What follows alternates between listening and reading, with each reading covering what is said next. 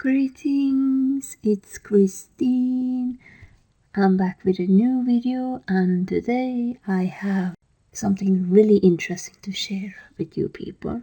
I own 3 Korgs now, Korg Volca Kick, and the 2 new Korgs I recently bought, Korg Monotron Duo and Korg Monotron Delay. I did not record an unboxing video. I've been really busy, so I didn't have the time. These ones are not expensive, and I bought them because I got some money from my father. For my birthday, he said, Christine, buy something that you like or something that you would enjoy, and I decided to use it on instruments. Delay, it sounds like space music, and I really like space music, which is waves that organizations like NASA record and convert it to something human ears can hear, and it sounds noisy, and I think this one sounds like that, especially if you put on a lot of the feedback. So this is very on key for me, and what's really nice with this is I have hardware version of noise, because when I create noise for my music, I use software. I use something I will not share, which is my secret, but I do it in the DAW. With this, I have hardware. I can make noisy sounds without my old techniques, and this will make the noisy side of my music production a little bit interesting, something different. I really like how the feedback sounds. I do have some problems when it comes to these, and I'm gonna share them here. First of all, when I am just listening or playing around with just my headphones, like that, the problem that I have is that you can hear this staticky noise in the headphones while playing around, and I do not like that at all, especially when it comes to something like the Duo. It is more manageable in the delay because it blends in my opinion. It doesn't bother when I use this unless the feedback is slow, then it can be a little bothering, because if you just want like pure square or sine wave depending on, but I do have a solution for that, which is this one. This is a ground remover. You can just put it in first, and then the headphones like that, and it does reduce the static a little bit. Another thing that really does bother me with these are the fact they are ran on batteries. That can end up expensive if you don't have rechargeable batteries, and I am planning to buy rechargeable batteries in the future, so I don't leave so much waste. The next thing I want to talk about is mixing.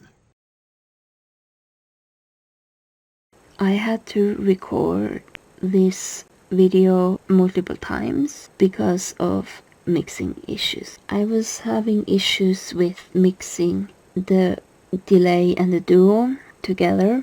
What happened was that I got a pan situation where I would only hear sound from one side of my headphone, usually the right side, and completely empty on the other.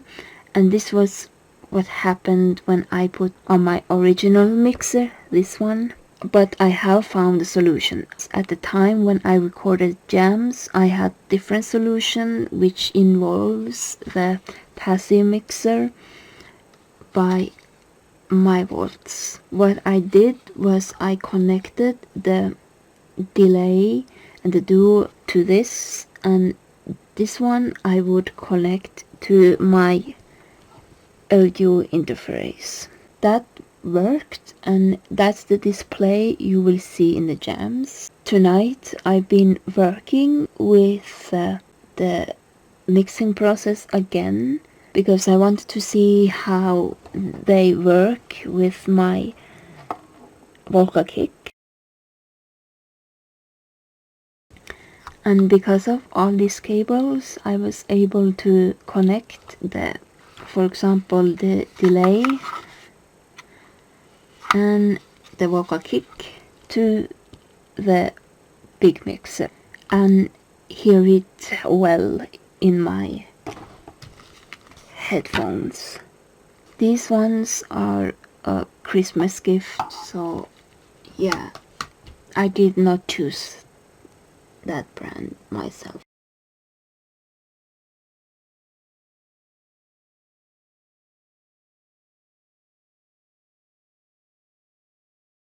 So now I know at least what I can do to mix the delay and the duo.